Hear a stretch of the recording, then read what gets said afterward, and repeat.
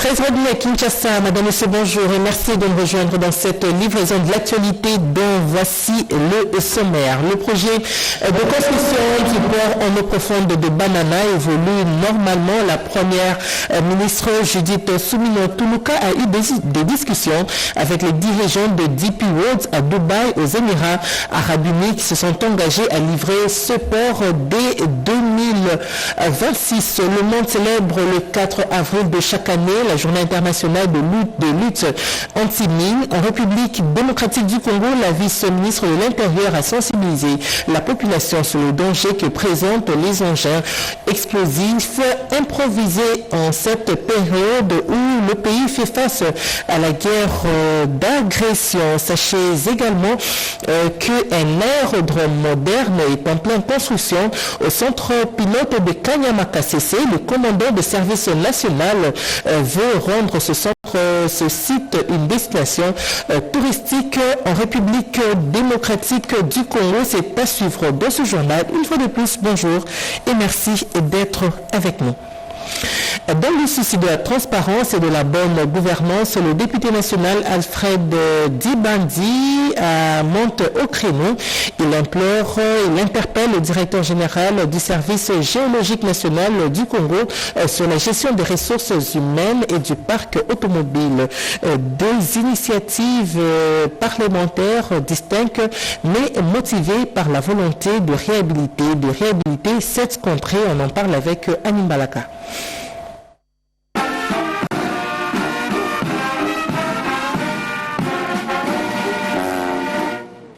Ballet diplomatique ce jeudi à la Cité de l'Union africaine. Le président de la République, Félix-Antoine Tshisekedi Tshilombo, a reçu les lettres de créance des 4 ambassadeurs extraordinaires et plénipotentiaires nouvellement accrédités en République démocratique du Congo. Les premiers à franchir la haie d'honneur, les diplomates Kalissa Farid, ambassadeur de l'Ouganda à RDC. Les diplomates de carrière, l'ambassadeur de l'Ouganda a supervisé plusieurs missions présidentielles pour le compte de son pays. L'Ukraine est désormais représentée à Kinshasa par l'ambassadeur Vasil Amianin. Ce diplomate de 54 ans va travailler pour le renforcement des liens de coopération bilatérale entre l'Ukraine et la RDC, deux pays qui entretiennent de bons rapports depuis le démembrement de l'Union soviétique. La République du Soudan, autrefois voisine de la RDC, a désigné M. Ousmane Hussein Elamine Ahmed en qualité d'ambassadeur extraordinaire et plénipotentiaire en RDC. Les diplomates soudanais retrouvent un pays où il a commencé sa carrière diplomatique en tant que premier secrétaire d'ambassade. Locuteur de français, il a été accrédité en Belgique comme ambassadeur. Enfin, Madame Laura Evangelia Suarez est l'ambassadrice extraordinaire et plénipotentiaire de la République bolivarienne de Venezuela en République démocratique du Congo. Basée à Brazzaville, Madame Laura Suarez est diplomate de carrière depuis 2005. Elle a reçu de son président Nicolas Maduro la mission de renforcer la coopération bilatérale entre Kinshasa et Caracas.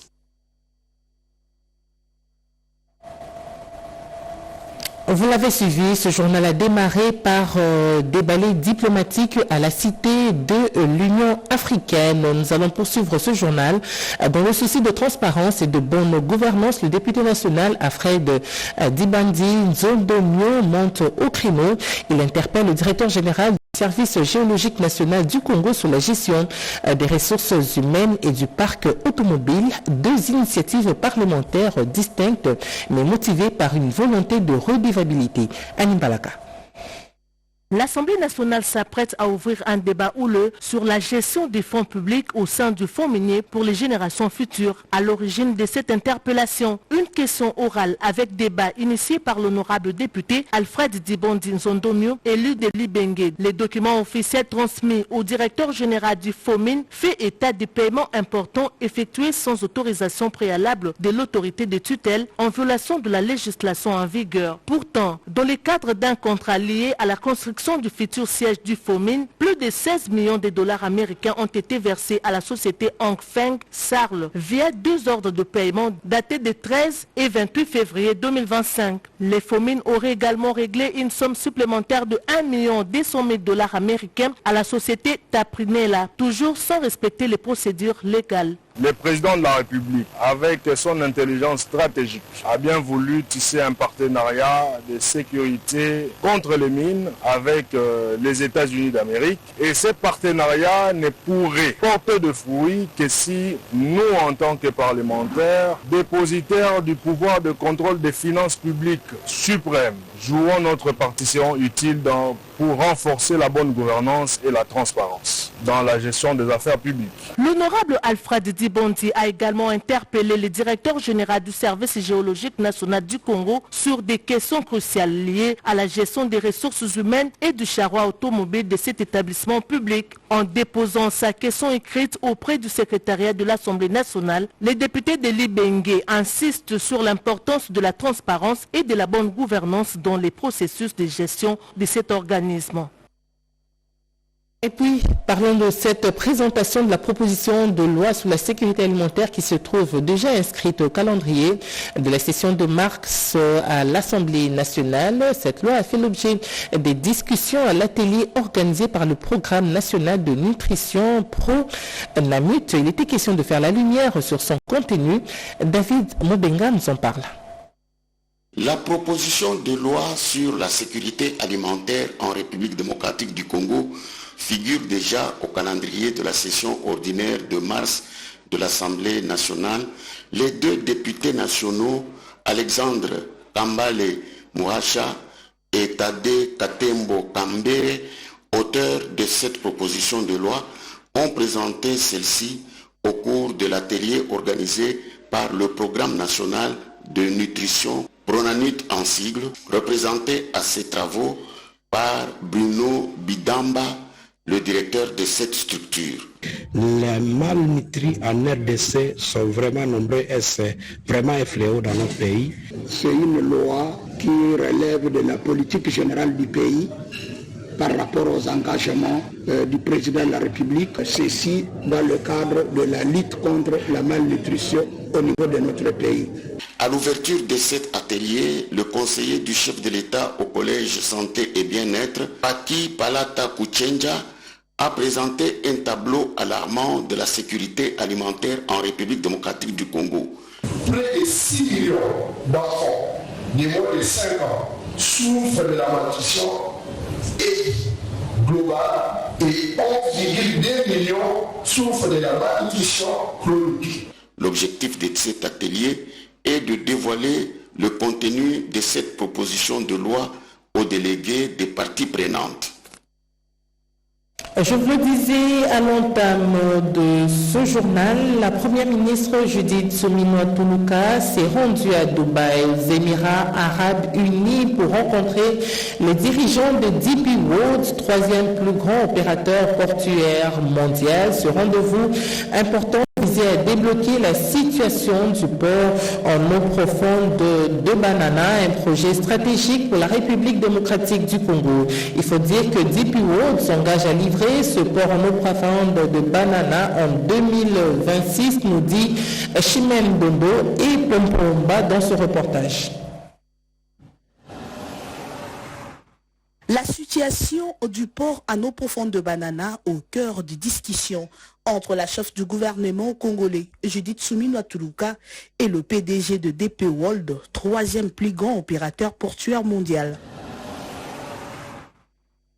DP World, qui signe un accord avec le gouvernement congolais en décembre 2021, est en train d'aménager un quai initial de 700 mètres au port de Banana, capable d'accueillir le plus grand navire en activité. Le port, qui sera doté de technologies les plus récentes, aura une capacité de manutention de 450 000 équivalents 20 pieds par an. Le président de la République, à travers le gouvernement, sont vraiment en position de vouloir voir aboutir ce projet du port en eau profonde de Banana. Et c'était important pour moi de pouvoir rencontrer les responsables de premier ordre de DP World pour discuter avec eux de l'évolution des choses et montrer que nous, au niveau de la RDC, aujourd'hui, nous sommes en position de pouvoir pleinement accompagner ce projet. Et ils m'ont promis que si tout va bien, dans l'ordre établi, on pourra avoir les premiers navires dès l'année prochaine, 2026. Et donc, nous allons travailler ensemble pour assurer que cela puisse se faire de manière correcte. Le projet de port à eau profonde de Banana incarne la vision du chef de l'État, Félix-Antoine Tshisekedi Tshilombo, qui souhaite doter la RDC d'infrastructures logistiques modernes. Ce développement est crucial pour renforcer les capacités d'exportation du pays et offrir un accès abordable aux marchés internationaux. Confrontée à plusieurs défis, la province de Mai-Ndombe a besoin des partenaires. Herman Mutima Sakrini a pris langue avec l'ambassadeur de l'Union européenne pour des solutions aux problèmes d'insécurité. Eurydice Kitutu. Nicolas Berlanga Martinez, ambassadeur de l'Union européenne, a reçu en audience le sénateur Herman Mutima Sakrini, élu de la province de Mai-Ndombe. Cette rencontre avait pour objectif de discuter des défis auxquels fait face cette province suite au phénomène Mobondo, notamment les déplacements des populations, les tensions sociales, l'insécurité dans le territoire de Kwamout et la question de balisage des cours d'eau desservant la province de Mai-Ndombe où des naufrages ayant causé des centaines de morts ont été enregistrés. Le sénateur Herman Mutima a présenté un tableau détaillé de la situation au Mai-Ndombe, mettant en lumière les besoins urgents des populations, particulièrement celles affectées par les conflits dans le territoire de Kwamout. Il a également souligné l'importance de fournir une assistance humanitaire tout en appelant à une résolution définitive de cette crise afin de permettre aux populations déplacées de regagner leur milieu d'origine. Je suis très satisfait parce que j'ai appris qu'il y a des actions qui sont en cours déjà. Et nous sommes tombés d'accord que l'élément essentiel, c'est le retour de la paix. Et les autres projets vont venir après, parce que sans la paix, on peut commencer une activité et ça n'arrive pas à la fin. De son côté, l'ambassadeur de l'Union européenne a exprimé son engagement à travailler en collaboration avec les élus, ainsi que les autorités locales et nationales pour trouver des solutions durables. Les travaux sur l'amélioration de l'accès en eau potable à Kinshasa se clôturent ce vendredi 11 avril à l'hôtel du Fleuve. Le ministre des Ressources hydrauliques et électricité, Teddy Luamba, a appelé toutes les parties concernées par ce projet à réfléchir sur un cadre juridique devant permettre l'intégration du partenariat public-privé dans ce secteur. Alain Bikaï. Développement du partenariat public-privé pour l'amélioration de l'accès à l'eau potable à Kinshasa était au centre de ces assises présidées par le ministère des Ressources hydrauliques et électricité. Selon les patrons des ressources hydrauliques en République démocratique du Congo, professeur Teddy Luamba Mouba, ces travaux de 2 jours vont permettre aux acteurs intervenant dans ce secteur de développer une compréhension globale pour relever les défis actuels de l'approvisionnement en eau à Kinshasa et des solutions potentielles en matière de partenariat public-privé pour améliorer l'accès à l'eau potable à Kinshasa. Présenter et discuter les défis actuels en eau et l'état des infrastructures à Kinshasa et de la manière de la participation du secteur privé afin de maximiser le financement et le développement et en trouver des impacts. À cet effet, le DG de la Régie des eaux a relevé quelques défis auxquels est confronté cet établissement public. Sur une mégapole comme Kinshasa qui compte près de 17 millions d'habitants, la Régie des eaux ne compte que 25 000 abonnés. Cela est occasionné entre autres par la vétusté du réseau de distribution d'eau à Kinshasa. Au vu de ces statistiques alarmantes, Teddy Luamba Mouba mobilise toutes les parties prenantes dans ce secteur pour la matérialisation de la vision du chef de l'État Félix-Antoine Tshisekedi Tshilombo qui consiste à améliorer les conditions de vie des Congolais. Validation du budget de l'INPP et signature de contrat, programme de performance 2025 entre la tutelle et l'INPP.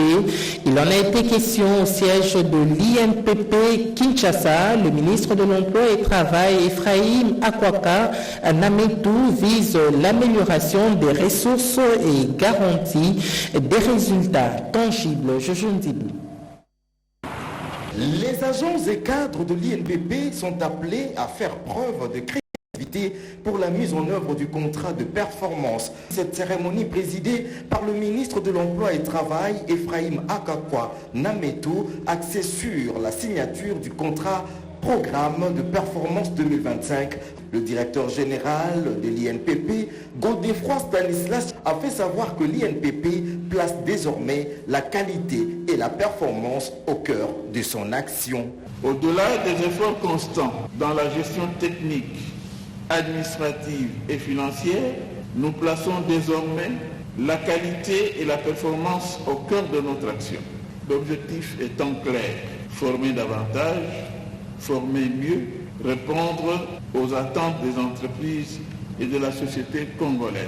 S'en est suivi la signature du contrat programme de performance entre la tutelle et l'INPP. Cette cérémonie a été sanctionnée par les échanges des signataires avant la remise de plis au directeur général de l'INPP pour son exécution.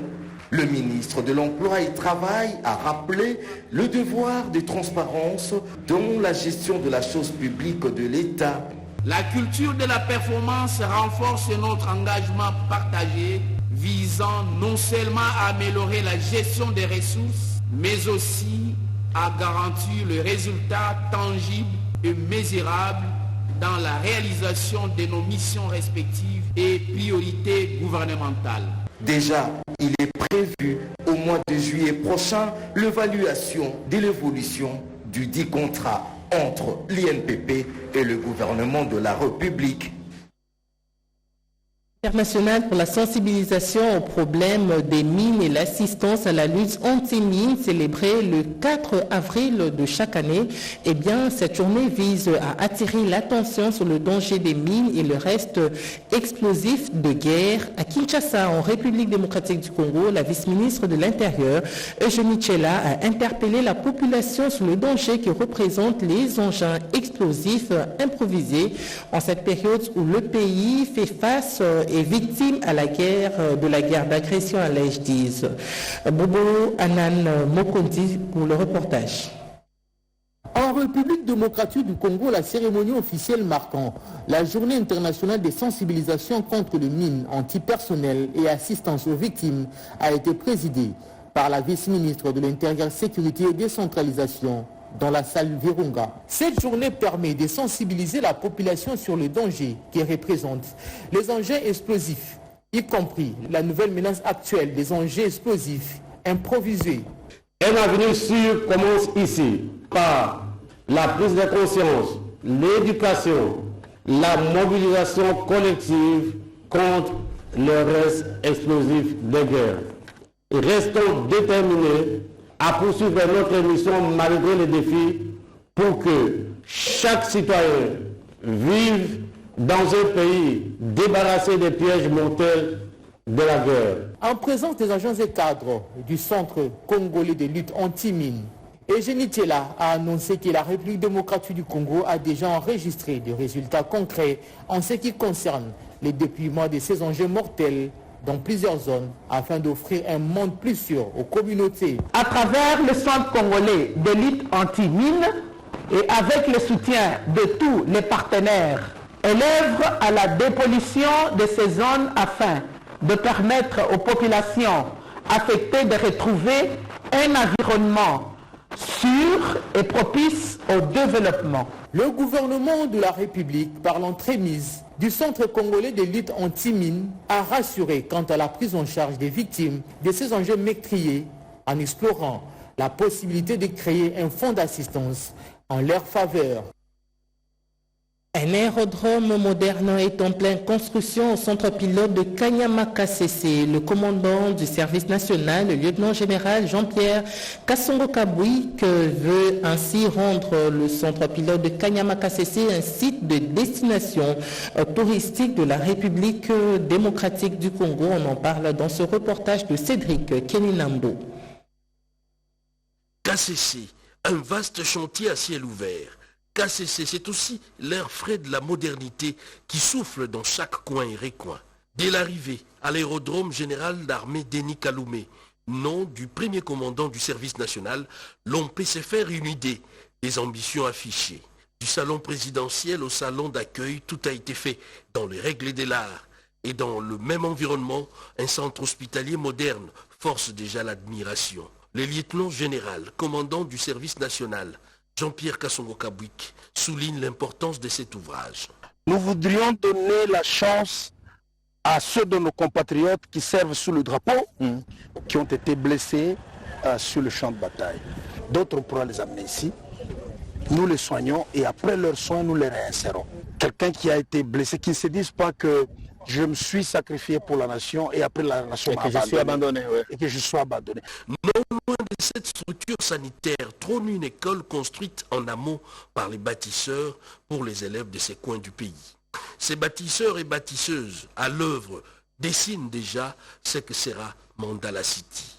Entre salles de conférence, guest house et complexe omnisport, tout est fait pour faire de Kanyama-Kasese une destination des rêves où l'on assiste à un alliage parfait entre modernité et agriculture.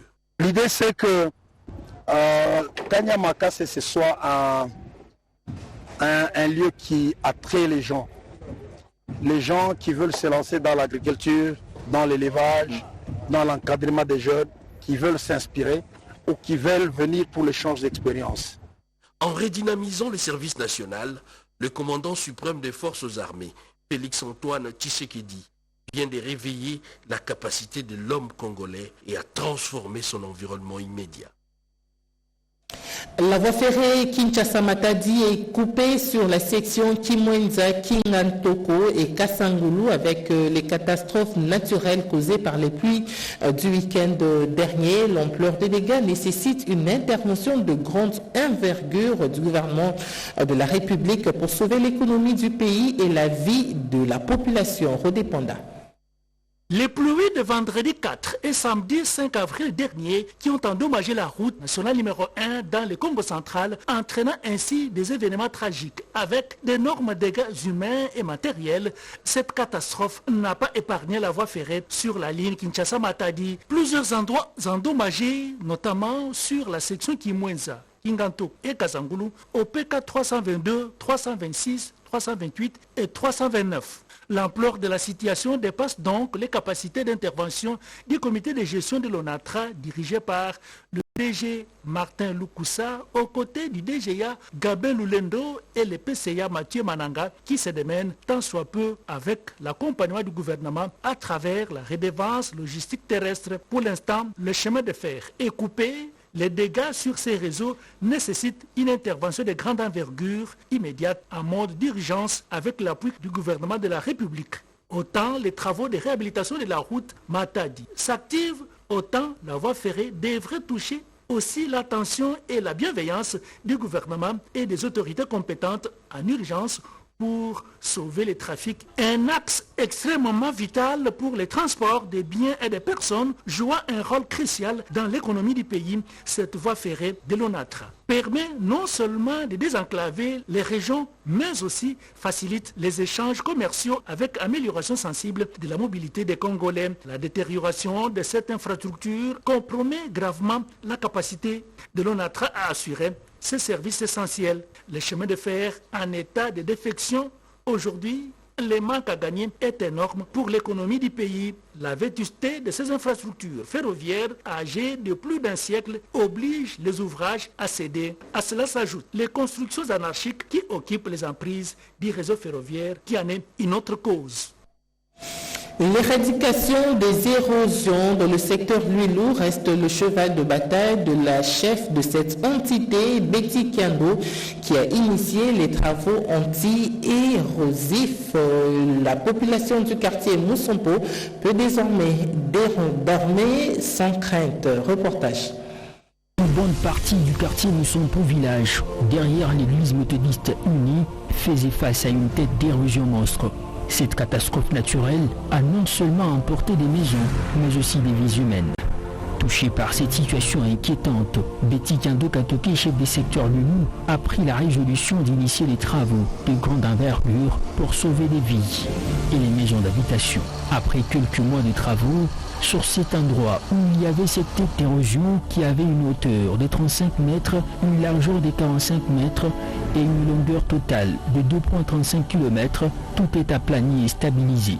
Les maisons d'habitation et les cimetières qui est juste à côté sont désormais sécurisés. La population s'est dit fière de Betty Kiando Katoke qui vient de sauver des vies par ce projet. Plus de crainte d'habiter ce quartier. Les nuits deviennent désormais paisibles, même quand il pleut. L'accès devient possible. Les œuvres de Betty Kiando Katoke sont plus que salvatrices, disent les habitants du quartier Moussompo village.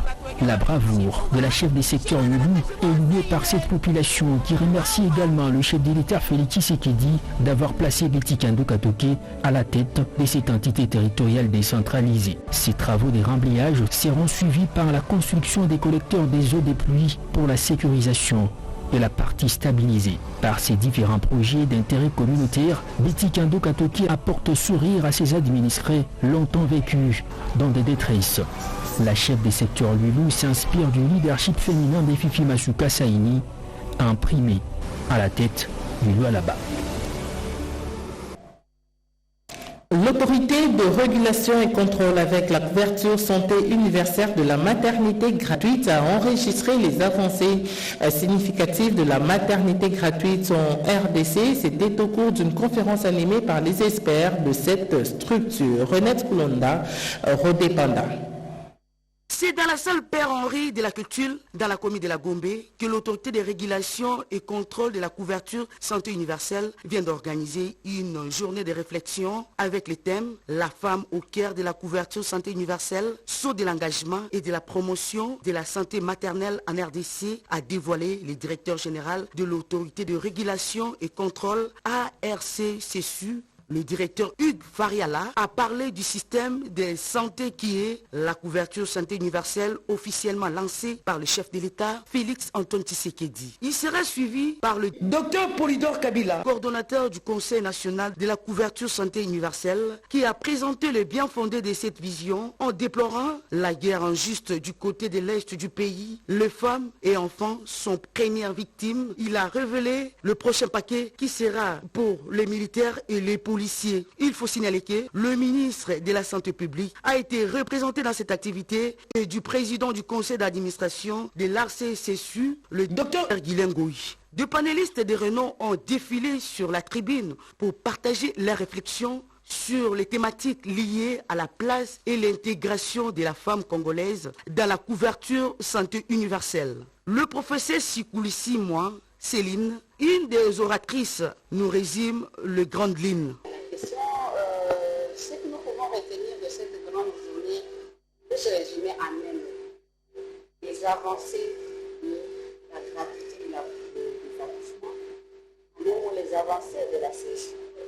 On n'en parle pas assez parce que souvent on a tendance à voir ce qui ne marche pas.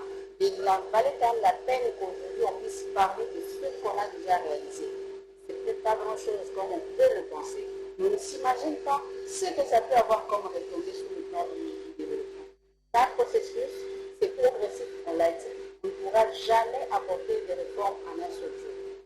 Il y a une progression qui se fait avec le programme de la gratuité de l'accouchement qui a été lancé il y a quelques années. On a commencé par Kinshasa d'abord, ensuite le Congo central, et maintenant on s'étend dans les provinces. Il fallait quand même parler de ce que l'on fait, parce qu'il y a un principe qui dit qu'il faut publier ce que l'on fait.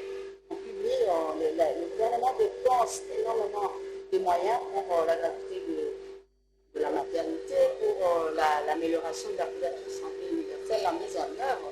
Et aujourd'hui, Accoucher dans les conditions requises et acceptables n'est pas un privilège, mais un droit au regard de l'article 47 de la Constitution. En marge du Festival international des arts et de la scène sur la résistance qui aura lieu du vendredi au dimanche, un point de presse a été organisé. Les coups d'envoi de la préédition d'un nouveau festival international des arts de la scène dénommé Série 7 sera donné ce vendredi à l'espace Silicon Village à Kinshasa. C'est organisé par 3 opérateurs culturels congolais résidant à l'étranger, à savoir Bibi Marie-Louise Mombo, Albertine Itela et Christian Moalou. Ce festival programmé durant 3 jours, soit du vendredi au dimanche, des spectacles de musique, théâtre, danse et humour. Nous sommes très heureux d'abord d'organiser un festival sur le thème de la résistance. Pourquoi la résistance? Parce que ce pays, depuis, on va dire 1884, connaît tant de problèmes. Nous devons tous résister. Peu importe que vous aimez ceux qui dirigent, que vous aimez ceux qui sont dans l'opposition, que vous aimez personne. Mais la grande question en ce moment précis, c'est le problématique qui est à l'Est. Notre Bukavu, notre Goma et entre le main des gens qui nous agressent. Nous devons nous mettre ensemble, peu importe nos ethnies, pour résister ensemble. C'est le but de notre festival. Des formations sur la mise en scène, les jeux d'acteurs et l'écriture seront organisées également. Ceci ressort au cours d'une conférence de presse organisée par l'un des co-directeurs de ce festival, Christian Moalou, qui explique le choix du thème de cette édition, à savoir résistance. Avant de passer à la revue de presse, sachez que l'antenne provinciale de la cellule de suivi des projets et programmes du ministère des Finances a reçu une importante délégation de la tripartite Banque mondiale, CSPP et le projet STEP dans le cadre de la supervision des activités du dit projet. Une importante délégation tripartite Banque mondiale, cellule de suivi des programmes et projets, CSPP en sigle, le projet STEP est arrivé à Guémena dans le Soubangui le jeudi 3 avril 2025 dans le cadre de la supervision des activités du projet STEP 3. Aussitôt, cette délégation a été conduite au gouvernorat par le chef d'antenne provinciale de la CSPP, Soubangui, Raymond Boanaeri, pour des civilités au gouverneur de province qui était représenté par son directeur de cabinet, Maître Ladimo Kemba. L'occasion était offerte tour à tour aux représentants du ministère des Finances et à celui de la Banque mondiale de dévoiler l'objet de leur mission et aussi les réalisations du projet STEP 3 dans le Soubangui. En réaction, le directeur de cabinet du gouverneur a d'abord transmis à la délégation les salutations chaleureuses du gouverneur de province avant d'exprimer sa gratitude au gouvernement de la République et à son partenaire privilégié, la Banque mondiale, pour tout ce qui est fait dans le cadre du dit projet. Le lendemain, toute la délégation, accompagnée des responsables de la CSPP Soubangui, s'est rendue dans le territoire de Boujala, précisément à Yakamba, à 65 km de Guémena, dans le secteur de Bolingo, pour voir de visu le déroulement des opérations de TMI, transfert monétaire inconditionnel, qui consiste à distribuer de l'argent aux personnes vulnérables ciblées préalablement dans 3 groupements de ce secteur. Au total, 783 bénéficiaires ont reçu chacun l'équivalent en CDF de $100. Le représentant du ministère des Finances, M. François Kabemba, n'a pas manqué de livrer ses impressions. Il convient de noter que sur place à Guémena, la délégation a visité quelques premiers bénéficiaires de ce projet STEP qui ont réussi à fructifier ce qu'ils avaient eu et qui a constitué leur fonds de démarrage de leurs unités de production. Passons à présent à la revue de presse. Les combats entre les Wazalendo et le M23 dans le parc national de Kahuzi-Biega est l'un des sujets qui constitue la revue de presse de ce vendredi 11 avril 2023, une sélection de Jean-Pierre Ndolo-Demazou.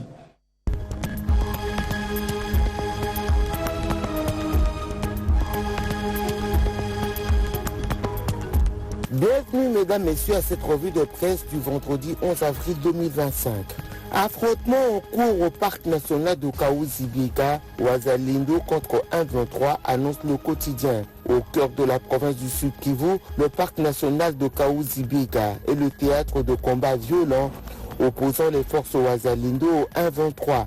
Selon des sources locales, les affrontements ont débuté aux premières lueurs du jour le jeudi 10 avril 2025. Ce cadre naturel reconnu pour sa biodiversité exceptionnelle et ses paysages stupéfiants se voit ainsi perturbé par une violence qui suscite l'inquiétude des populations environnantes.